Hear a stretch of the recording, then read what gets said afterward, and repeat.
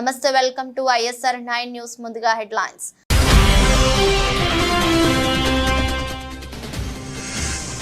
సుంకిసాల ప్రాజెక్టును సందర్శించిన మంత్రులు ఉత్తమ్ కుమార్ రెడ్డి, తుమ్మల నాగేశ్వరరావు. కూలిపోయిన సుంకిసాల సైడ్ వాల్ ప్రదేశాన్ని పరిశీలించిన మంత్రులు.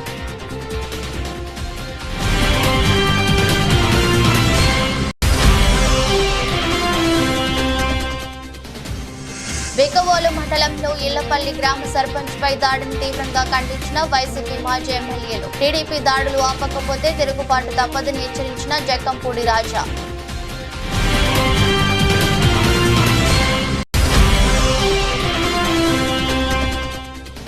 తెలంగాణలో కటకటాల పాలైన మరో అభివృద్ధి అధికారి. నిజామాబాద్ నగర పాలక సంస్థ సూపరింటెండెంట్ నివాసంలో ఏసీబీ సోదాలు. 6.07 కోట్ల ఆస్తుల స్వాధీనం.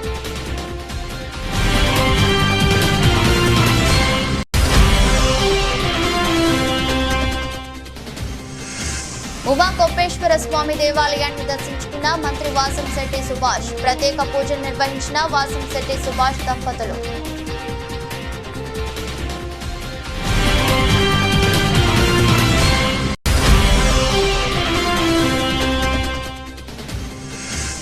పారిస్ ఒలింపిక్స్ భారత ఖాతాలో మరో పథకం. రెజ్లింగ్ లో కాంస్యం గెలిచిన అమన్ సేవరావత్.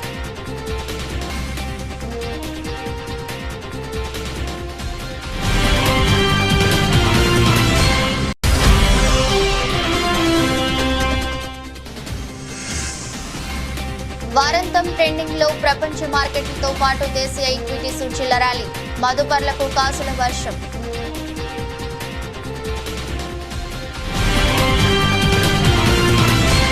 నల్గొండ జిల్లా పెద్ద ఊరు మండలంలోని సుంకిసాల ప్రాజెక్టును భారీ నీటిపారుదల శాఖ మంత్రి ఉత్తమ్ కుమార్ రెడ్డి, వ్యవసాయ శాఖ జిల్లా ఇన్ఛార్జి మంత్రి తుమ్మల నాగేశ్వరరావు, శాసన మండలి చైర్మన్ గుత్తా సుఖేందర్ రెడ్డి సందర్శించారు. హైదరాబాద్ నుంచి హెలికాప్టర్లో బయలుదేరి కోదాడకు వెళ్లి అక్కడ తుమ్మల నాగేశ్వరరావును ఎక్కించుకుని సుంకిసాలకు చేరుకున్నారు. ముందుగా పంపు హౌస్ వద్ద గోడ కూలిన ప్రాంతాన్ని పరిశీలించారు. అనంతరం మీడియాతో మాట్లాడారు.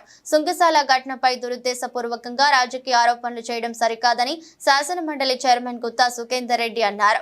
మున్సిపల్ శాఖ సీఎం వద్ద ఉన్నంత మాత్రాన ఆయనపై విమర్శలు చేయడం పాత మున్సిపల్ మంత్రికి తగదన్నారు. హైదరాబాద్ లో అసలు నీళ్ల కొరత లేదు, సుంకిసాల ప్రాజెక్టు అవసరమే లేదు. నిన్నటిదాకా ప్రభుత్వంలో ఉండి నిరుపయోగమైన ప్రాజెక్టును ప్రజల మీద రుద్దుతూ ఇప్పుడున్న ప్రభుత్వం మీదనో సీఎం మీదనో దుమ్మెత్తి పోస్తానడం సరికాదు.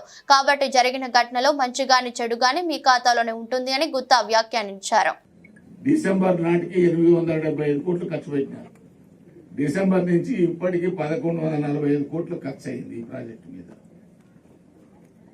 ప్రాజెక్టు మీద ఖర్చు అయింది కాబట్టి కంప్లీట్ చేసుకోవాల్సినటువంటి అవసరం ఎట్లా, ఎందుకంటే ఇంత డబ్బులు ఖర్చు పెట్టిన తర్వాత తప్పదు.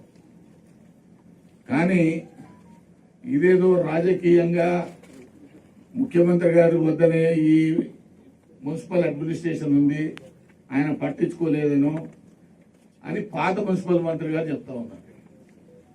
కాబట్టి ఇవన్నీ రాజకీయ ప్రేరేపితమైనటువంటి ఆరోపణలు, సత్యదూరమైనటువంటివి.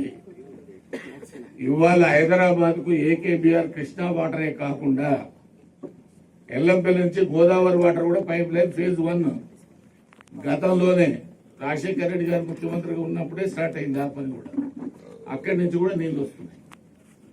టన్నల్ పూర్తయితే గ్రావిటీతోనే పూర్తవుతుంది. కాబట్టి ఇవన్నీ వాస్తవమైనటువంటివి. మరి 22లో ప్రారంభమైనటువంటి ఈ సుంకిసాల ప్రాజెక్టు ఎవరి కొరకు ప్రారంభిస్తున్నట్టు, ఎవరి కొరకు ఇది కట్టినట్టు, ఎందుకు 7 సంవత్సరాలు 8 సంవత్సరాలు సైలెంట్ గా ఉన్నది ప్రభుత్వం.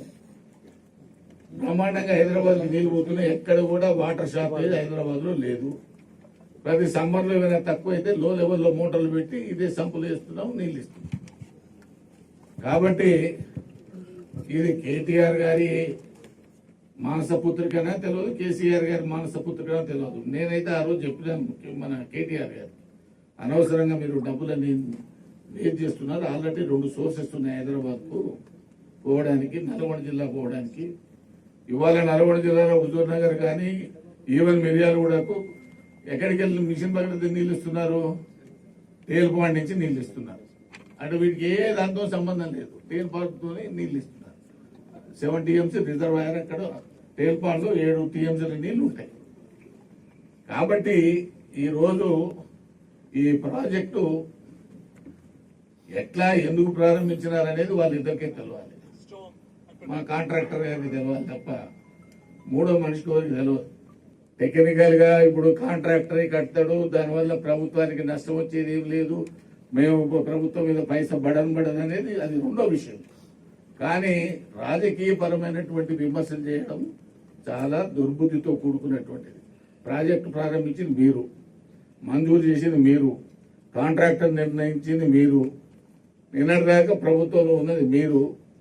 ఇవాళ ఇప్పుడున్న ప్రభుత్వం మీదనో ముఖ్యమంత్రి గారి మీదనో దుమ్మెత్తి పోసుకోవడం అనేటువంటిది మంచిది కాదు. ఎందుకంటే బాధ్యతాయుతంగా మీరు వివరించినటువంటిది. కాబట్టి దీనికి తప్పు కానీ మంచి కానీ ఒప్పు కానీ చెడు కానీ అంతా మీ ఖాతాలోనే ఉంటుంది తప్ప రేవంత్ రెడ్డి గారి ప్రభుత్వం మీదనో ఉత్తమ్ కుమార్ రెడ్డి గారి మీదనో కోమటిరెడ్డి వెంకరెడ్డి గారి మీదనో లేకపోతే ఇంకోరి మీదనో తుమ్మల నాగేశ్వరరావు మీద ఇచ్చేదానికి అవకాశం లేదు. టీడీపీ అధికారంలోకి వచ్చాక రాష్ట్ర వ్యాప్తంగా చేస్తున్న దాడులకు, అరాచకాలకు అనపర్తి పరాకాష్ఠగా మారిందని జిల్లా వైసీపీ అధ్యక్షుడు రాజానగరం మాజీ ఎమ్మెల్యే జక్కంపూడి రాజా విమర్శించారు.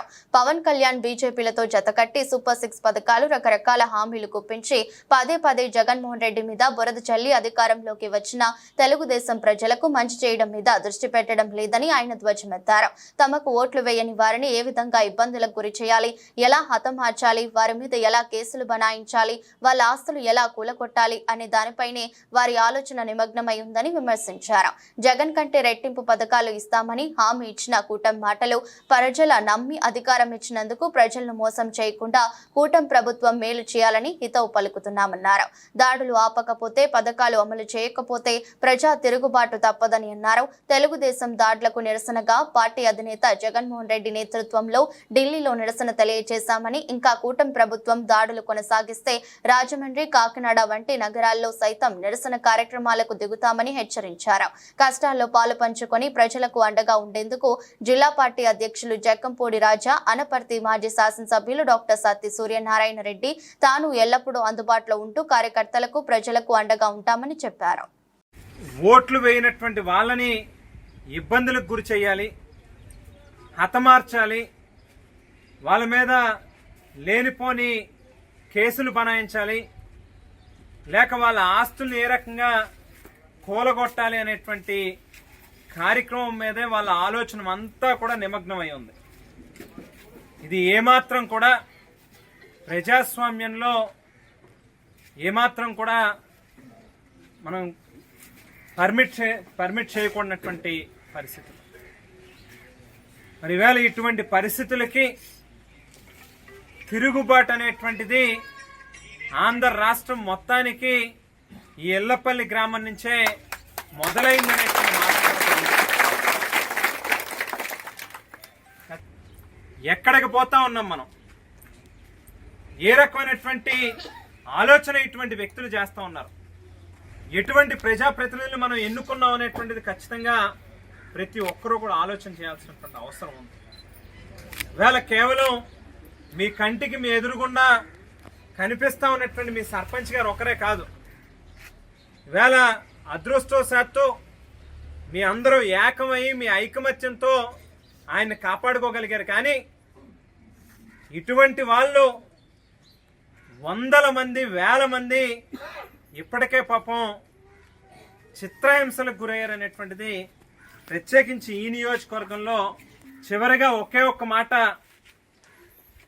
వైఎస్ఆర్ కాంగ్రెస్ పార్టీ శ్రేణులకు కానీ సామాన్యులకు కానీ అందరికీ కూడా స్పష్టంగా ఒకటే చెప్తా ఉన్నాం. ఇంకొక ఇన్సిడెంట్ కానీ అనపర్తి నియోజకవర్గంలో జరిగితే ఈసారి వాళ్ళ కార్లు వేసుకుని వాళ్ళ రౌడీల్ని, గోండాల్ని పెట్టుకుని మన ఇళ్ల మీదకి రావడం కాదు. ఈ గ్రామంలో ఏదైతే తిరుగుబాటు మొదలైందో రేపు ఇంకొక ఇన్సిడెంట్ కనుక జరిగితే ఇదే రామకృష్ణారెడ్డి ఇంటికి వేల మందితో మేమెళ్తాం అనేటువంటి మాటని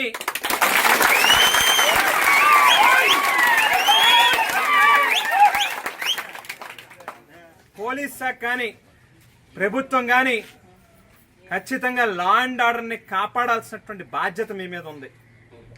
బాధ్యతగా వ్యవహరించండి. ఏదో ఒక ప్రభుత్వం ఉంది కదా, ఒక నాయకుడు ఉన్నాడు కదని వాళ్ళకి తొత్తులుగా మాత్రం వ్యవహరించేటటువంటి కార్యక్రమం చేయొద్దు.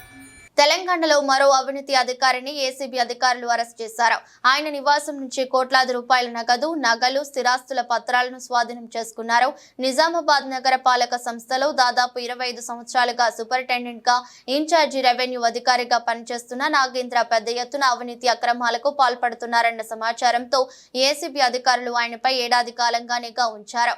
ఈ నేపథ్యంలోనే మున్సిపాలిటీ రిజిస్ట్రేషన్ శాఖ కార్యాలయాలకు వెళ్లి ఆయన ఆధ్వర్యంలో జరిగిన అక్రమ రిజిస్ట్రేషన్ల వివరాలను తెలుసుకున్నారు. ఆదాయానికి మించి ఆస్తులు కలిగి ఉండదన్న పక్కా సమాచారంతో శుక్రవారం 4 బృందాలుగా ఏర్పడి నిజామాబాద్, నిర్మలలోని నరేందర్ కుటుంబ సభ్యులు, బంధువుల ఇళ్లలో ఏకకాలంలో తనిఖీలు చేశారు. నగర పాలక సంస్థ కార్యాలయంలోనూ సోదాలు జరిపారు. నిజామాబాద్ లోని నరేందర్ నివాసంలో 6 కోట్ల రూపాయలకు పైగా విలువైన నగదు, నగలను అధికారులు గుర్తించారు. వాటిలో 2.93 కోట్ల నగదు, 6 లక్షల విలువైన 51 తులాల బంగారు ఆభరణాలు, 1.98 కోట్ల విలువ చేసే 17 స్థిరాస్తుల పత్రాలు, ఆయన భార్య తల్లి పేరున బ్యాంక్ ఖాతాలో 1.10 కోట్ల నగదు గుర్తించి స్వాధీనం చేసుకున్నామని ఏసీబీ అధికారులు తెలిపారు.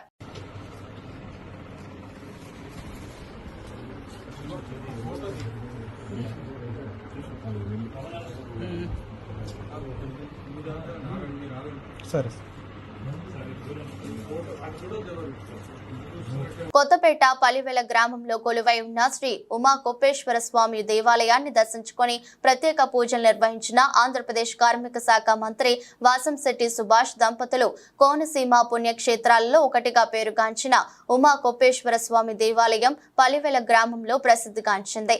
ఈ దేవాలయానికి ఈ రోజు ఉదయం ఆంధ్రప్రదేశ్ కార్మిక శాఖ మంత్రి స్వామికి ప్రత్యేక పూజలు నిర్వహించడానికి విచ్చేశారు. ఈ కార్యక్రమంలో దేవాలయం ముఖద్వారం వద్ద మంత్రి సుభాష్ దంపతులకు అత్యంత సన్నిహితులు, ఆప్తులు వీరవెల్లి శ్రీను ఘనంగా స్వాగతం పలికారు. పూజా కార్యక్రమం అనంతరం వీరవెల్లి శ్రీను ఇంటి వద్దను మంత్రి దంపతులకు చిరు సత్కారం ఏర్పాటు చేశారు. శ్రీను ఇంటి వద్దనే మంత్రి సుభాష్ మీడియా సమావేశం ఏర్పాటు చేశారు.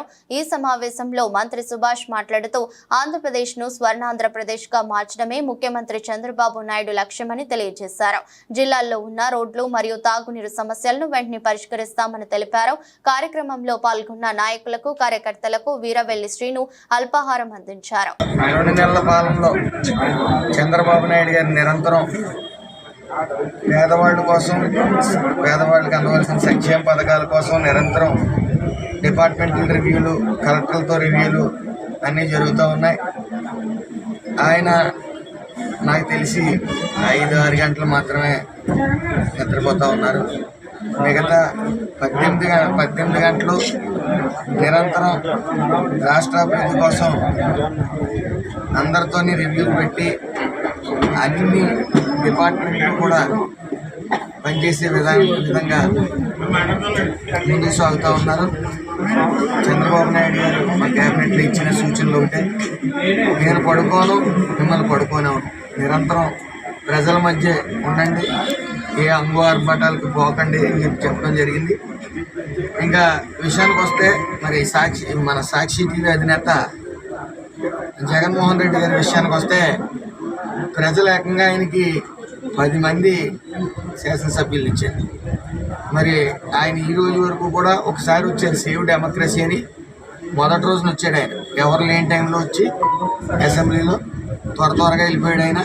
ఆయన్ని ముఖం చూపించడానికి కూడా ఆయనకి టైం ఉంటుంది. టైం అంటే భయం, గత ప్రభుత్వంలో చేసిన అవినీతి గురించి ప్రశ్నిస్తారనే భయం. అదేవిధంగా ఏ డిపార్ట్మెంట్ మీద ఆయనకు హోల్డ్ లేదు. సరిగ్గా ఆయన్ని ఓ డిబేట్లో కూర్చోబెడితే కనీసం ఈ 175 మంది ఎమ్మెల్యేలతో ఒకరితో కూడా డిబేట్ 164 ఎమ్మెల్యేలతో ఒక్కరితో కూడా డిబేట్ కూర్చోని పరిస్థితి అయింది. అదేవిధంగా సేవ్ డెమోక్రసీ 34 మంది వైసీపీ నేతలను చంపేశారని ఒక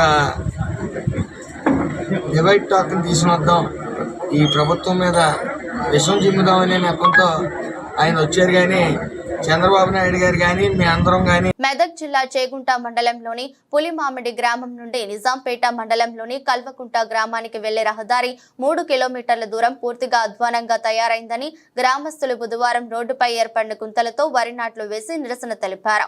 ఈ సందర్భంగా గ్రామస్తులు మాట్లాడుతూ గత 7-8 ఏళ్ల నుండి ఈ రోడ్డు ఇలాగే ఉందన్నారు. పాలకులు మారినా ఈ రోడ్డును పట్టించుకున్న పాపాన పోలేదని ఆవేదన వ్యక్తం చేశారు.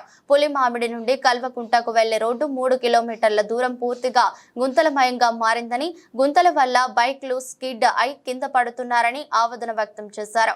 అధికారులు వెంటనే స్పందించి రోడ్డు మరమ్మతులు చేపట్టి సమస్యను పరిష్కరించాలని గ్రామస్తులు కోరుతున్నారు. ఇది పుల్మాడ్ నుంచి కల్వకుంట రోడ్. ఇది 7-8 ఏళ్ళు అవుతుంది ఇట్లా ఉండబట్టి. పార్టీలు మారుతున్నారు, రాజకీయ నాయకులు మారుతున్నారు, కానీ మాకు మాత్రం ఎలాంటి రోడ్డు సహాయం ఏం లేదు. 7-8 ఏళ్ళ నుంచి ఇట్నే నడవడం జరుగుతుంది. అన్ని గుంతలు కుక్కలు ఉన్నాయి. చాలా వరకు బైక్ స్కిడ్ అయి పడడం కూడా జరుగుతుంది. దయచేసి ఇప్పుడన్నా స్పందించి ఏమన్నా రోడ్డు వేయగలరని కోరుతున్నాం.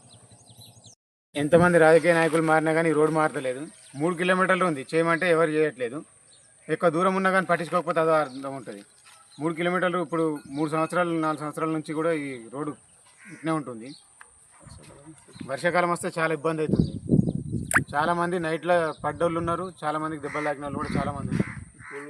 దీన్ని కొద్ది తొందరగా పరిష్కరించాలని కోరుతున్నారు. ఆర్టీసీని ఆదాయ వనరులుగా తీర్చిదిద్దాలని, తద్వారా సంపద సృష్టించుకునేందుకు అవకాశం కలుగుతుందని శ్రీకాకుళం ఎమ్మెల్యే గొండు శంకర్ అన్నారు.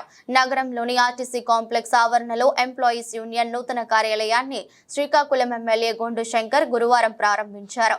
ఈ సందర్భంగా మాట్లాడుతూ త్వరలోనే ఆర్టీసీ కాంప్లెక్స్ ను కమర్షియల్ కాంప్లెక్స్ గా మార్చడం ద్వారా ఆదాయాన్ని పొందవచ్చునని తెలిపారు. విజయవాడకు బస్సు మాదిరిగానే తిరుపతికి కూడా బస్ సౌకర్యాన్ని కల్పిస్తే సిక్కోలు వాసులకు ఎంతో ఉపయోగకరంగా ఉంటుందన్నారు. సూపర్ 6 ను ఖచ్చితంగా అమలు చేసి తీరుతామన్నారు. ఇప్పటికే పింఛన్లను పంపిణీ చేస్తున్నామని, ఆగస్టు 15 నుంచి అన్న క్యాంటీన్ ను ప్రారంభిస్తామని తెలిపారు. త్వరలోనే మహిళలకు బస్సు ప్రయాణ సౌకర్యాలు కూడా కల్పిస్తామని వివరించారు. ఆర్టీసీ యొక్క పరిస్థితి ఏంటో ఒక పక్క ప్రభుత్వంలో విలీనం చేస్తామని చెప్పి కూడా ఎటువంటి బెనిఫిట్స్ లేకుండా అందరినీ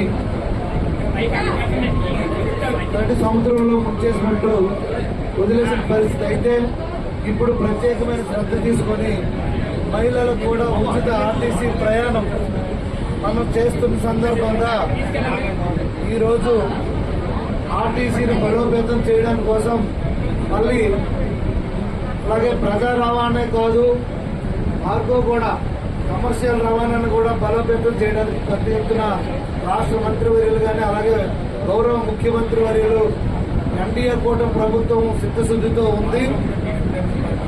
ఆ కార్గో కూడా అప్పుడు టీడీపీ టైంలోనే ప్రారంభించడం జరిగింది.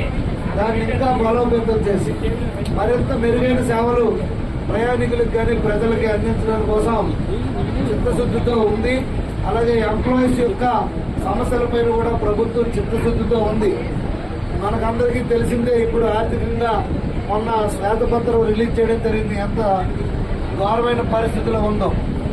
అడ్డగోలుగా ఆర్టీసీని దుర్వినియోగం చేసి ఆ డబ్బులు బకాయిలు ప్రభుత్వం నుండి ఆర్టీసీకి ఇవ్వకుండా దారుణమైన పరిస్థితికి నెట్టవేయబడింది. ఒక్క బస్సు కూడా కొనలేని పరిస్థితులు గత 5 సంవత్సరాలు ఇప్పుడే చెప్పారు దామోదరావు గారు. అందుకే పెద్ద ఎత్తున రాష్ట్ర వ్యాప్తంగా కొత్త బస్సులు అలాగే హైర్ కూడా తీసుకోవడం జరిగింది. మొన్న రీసెంట్ గా విజయవాడకి ఇక్కడ నుండి కొత్త సూపర్ లగ్జరీ బస్సు ఒకటి వేయడం జరిగింది. అలాగే సెమీ ఎక్స్ప్రెస్, సూపర్ ఎక్స్ప్రెస్ విజయనగరంకి 2 వేయడం కూడా జరిగింది. అలాగే ఇంకా బస్సులు రావాల్సి ఉంది. రాష్ట్ర వ్యాప్తంగా ఇప్పుడే దామోదరావు గారు చెప్పినట్టు మహిళలకు ఉచితంగా ఇస్తే దానివల్ల ఆదాయం మీకు వస్తుంది, ఎందుకంటే ప్రభుత్వం భరిస్తుంది కనుక. అదేవిధంగా బస్సులు కూడా పెంచాల్సిన పరిస్థితి ఉంది కనుక డిప్యూటీ ప్రభుత్వం యొక్క ఇది సూపర్ 6 లో భాగంగా సూపర్ 6 కి చాలా ప్రాధాన్యం ఇస్తున్నారు ముఖ్యమంత్రి కానీ, ఎన్డీఏ ప్రభుత్వం కానీ, పవన్ కళ్యాణ్ గారు కానీ, అలాగే మోడీ గారు కానీ ఈ ప్రభుత్వం చిత్తశుద్ధితో పనిచేస్తుంది కనుక తప్పకుండా ఆర్టీసీని బలోపేతం చేసి మీ అందరి కష్టాలని తీర్చి మళ్ళా ప్రజలందరికీ ఒకప్పుడు ఆర్టీసీ అంటే ఎలాగుంటుందో అదే రోజులు మళ్ళీ రానున్నాయని సందర్భంగా మీకు అందరికీ తెలియజేసుకుంటూ శ్రీకాకుళం జిల్లా పాతపట్నం నియోజకవర్గం యువతి యువకుల కోసం తమ సొంత నిధులతో కోరికన భవానీ ఉచిత డిఎస్సి కోచింగ్ సెంటర్ ను ప్రారంభించారు. జనసేన అధినేత పవన్ కళ్యాణ్ చేసే సేవలను ఆదర్శంగా తీసుకుని ఈ ఉచిత శిక్షణను ప్రారంభించడం మాకు చాలా సంతోషం. అందుకు ప్రతి ఒక్క డిఎస్సి విద్యార్థులు సద్వినియోగం చేసుకోవాలని కోరారు. ముందుగా దీప ప్రజ్వలన కోరికన రవికుమార్ భవానీ దంపతులు వెలిగించారు.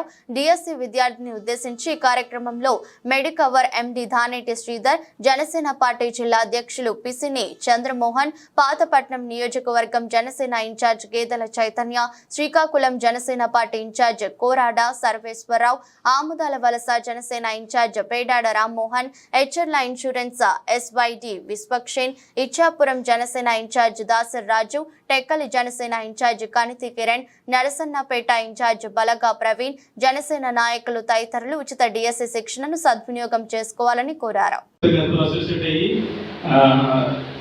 సబ్సిడీ సేవా సమితి ద్వారా కూడా కొన్ని ఉచిత కోచింగ్ సెంటర్స్ అది చేయడం జరిగింది. సో ఆయన సపోర్ట్ తీసుకుని నేను చేయగలను నమ్మకంతో, ఆయన మీద నమ్మకంతో గత 2 నెలలుగా ఆయన పొరతీస్తూ విపరీత ఒత్తిడి చేస్తూ సాధ్యమైనట్టుగా it's not so easy but we can do it. We are complete to do it. So నిబద్ధతలో ఎలాంటి లోపం ఉండదు. ఏదో ఈరోజు స్టార్ట్ చేస్తాం అర్థం చేసుకుని, అంటే మీ స్థాయికి తగ్గట్టుగా ఇది లేదు ఇక్కడ, అది చిన్న ప్రయత్నం. దయచేసి మీ పూర్తి సహకారాన్ని కోరుకుంటున్నాను సార్. ఆయన one of the best faculties for you know it very well, right students, you know it very well. So ఆయన ఆచారాలు, సాంస్కృతిక నిలయము భారతదేశము, వీటన్నిటికీ మూలము విద్య. ఆ విద్యా సంబంధిత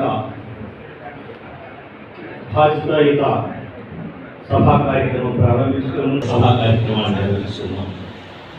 శ్రీకాకుళం జిల్లా టెక్కలిలోని వైసీపీ ఎమ్మెల్సీ దువ్వాడ శ్రీనివాస్ ఇంటి వద్ద శుక్రవారం అర్ధరాత్రి 12 గంటల తర్వాత ఆయన భార్య దువ్వాడ వాణి, కుమార్తె దువ్వాడ హైందవి బైఠాయించి నిరసన తెలిపారు. శుక్రవారం రాత్రి నుంచి ఎమ్మెల్సీ ఇంటి వద్ద ఉద్రిక్తత పరిస్థితులు చోటు చేసుకున్నాయి.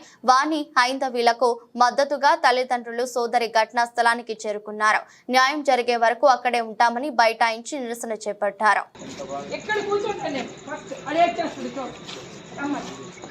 ఏంటి ధైర్యం, రౌడీయజమా పిల్లలండి, పిల్లల్ని లంచ కూతురండి, బయటకు రారా. ప్యారిస్ ఒలింపిక్స్ లో సత్తా చాటి కాంస్య పథకం గెలిచిన భారత పురుషుల హాకీ జట్టు శనివారం ఉదయం స్వదేశానికి చేరుకుంది. ఈ నేపథ్యంలో ఉదయం నుంచి అభిమానులు భారీ సంఖ్యలో ఢిల్లీలోని ఇందిరాగాంధీ అంతర్జాతీయ విమానాశ్రయానికి చేరుకుని ఆటగాళ్లకు ఘన స్వాగతం పలికారు.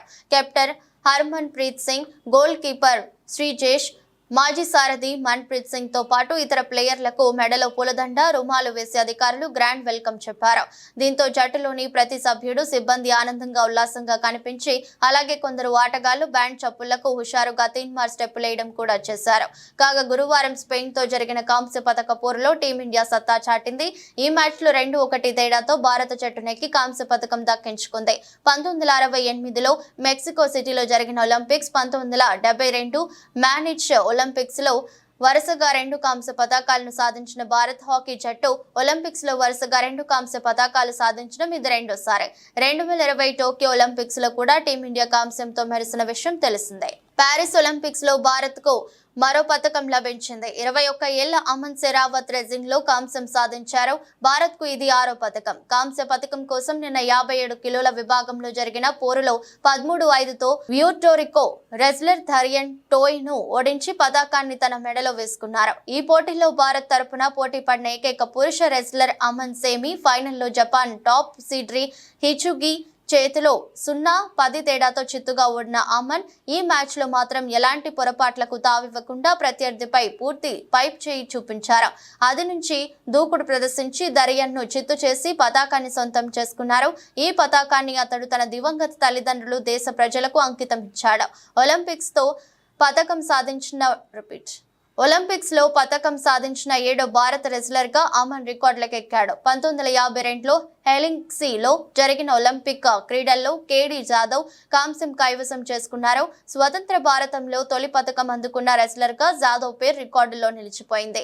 ఇక పతకం సాధించిన అమన్ ఖాతాలో మరో రికార్డు కూడా వచ్చేరింది. ఒలింపిక్స్ లో వ్యక్తిగత పతకం అందుకున్న అతిపిన్న వయస్కుడి సంవత్సరాలు 21 గాను అమన్ రికార్డు సృష్టించారు. ఈ వారం ఆరంభ నష్టాల నుంచి స్టాక్ మార్కెట్లు క్రమంగా కోలుకున్నాయి. వారాంతం ట్రేడింగ్ లో ప్రపంచ మార్కెట్లతో పాటు దేశీయ ఈక్విటీ సూచీలు ర్యాలీ తీశాయి. సెన్సెక్స్ ఒక దశలో 1098 పాయింట్ల వరకు పెరిగి 79,984.24 వద్ద ఇంట్రాడే గరిష్టాన్ని నమోదు చేసింది. చివరికి 819 పాయింట్ల లాభంతో 79,705.91 వద్ద స్థిరపడింది. నిఫ్టీ సైతం ఇంట్రాడేలో 302 పాయింట్లు ఎగబాకినప్పటికీ చివర్లో 250 పాయింట్ల లాభంతో 24,367.50 వద్ద క్లోజ్ అయింది. అమెరికాలో నిరుద్యోగ భృతి క్లెయిమ్ల గణాంకాలు సానుకూలంగా నమోదు కావడంతో ఆర్థిక మాంద్యం భయాలు తగ్గుముఖం పట్టాయి. దాంతో అమెరికాతో పాటు ప్రపంచ మార్కెట్లో ట్రెండింగ్ సెంటిమెంట్ మెరుగుపడిందని ఈక్విటీ నిపుణులు పేర్కొన్నారు. ఈక్విటీ ఇన్వెస్టర్ల సంపద పరిగణించే BSE లిస్టెడ్ కంపెనీల మొత్తం మార్కెట్ క్యాపిటలైజేషన్ 4.46 లక్షల కోట్లు పెరిగి 450.21 లక్షల కోట్లకు చేరుకుంది. సెన్సెక్స్ లోని 30 నమోదిత కంపెనీలో 28 లాభపడ్డాయి. టెక్ మహీంద్రా షేర్లు 2.74% ఎగబాకి సూచీ టాప్ గెయినర్ గా నిలిచింది. Tata Motors, M&M, JSW steel, HCL tech, SBI షేర్లు 2% పైగా పెరిగాయి. మార్కెట్ దిగ్గజ షేర్లు రిలయన్స్ ఇండస్ట్రీస్ 1.82%, ఇన్ఫోసిస్ 1.71%, TCS 1.42% రాణించాయి. వార్తలు ముగించే ముందు మరోసారి హెడ్లైన్స్.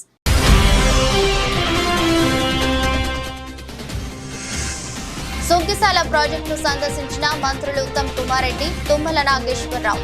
కూలిపోయిన సుంకిశాల సైట్ వాల్ ప్రదేశాన్ని పరిశీలించిన మంత్రులు.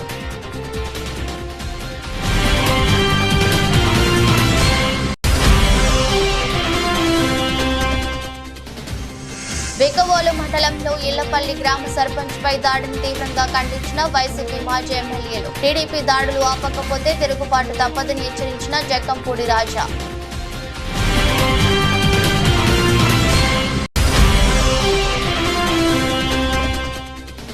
తెలంగాణలో కటకటాల పాలైన మరో అభివృద్ధి అధికారి.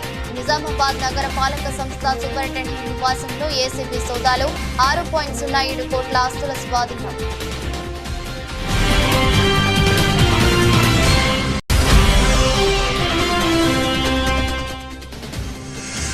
ఉమా కోపేశ్వర స్వామి దేవాలయాన్ని దర్శించుకున్న మంత్రి వాసంశెట్టి సుభాష్. ప్రత్యేక పూజలు నిర్వహించిన వాసంశెట్టి సుభాష్ దంపతులు.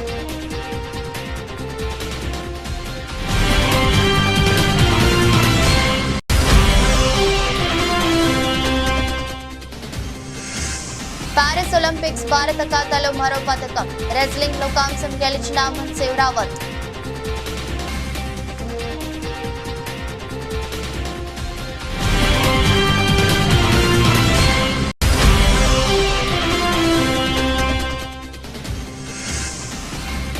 వారాంతం ట్రెండింగ్ లో ప్రపంచ మార్కెట్లతో పాటు దేశీయ ఈక్విటీ సూచీల ర్యాలీ. మదుపర్లకు కాసుల వర్షం.